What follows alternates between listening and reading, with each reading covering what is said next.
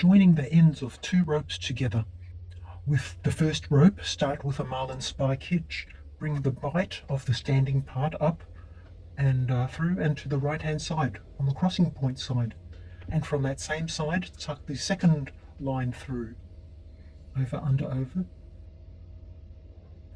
And hold it downwards as shown. Pull both ends of the Marlinspike hitch. This will fold the second line into shape.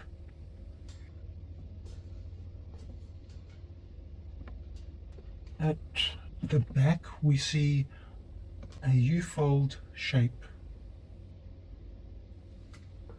Loosening the knot, we can see its overall hook-like shape, these letter J shapes.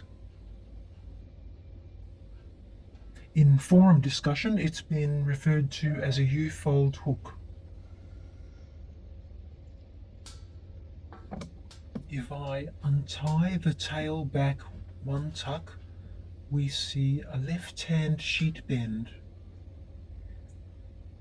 The folding mechanism of the modified Marlinspike hitch has caused the tail of the left hand sheet bend to do a U-turn and run back alongside itself, forming a left hand sheet bend with a U-fold lock.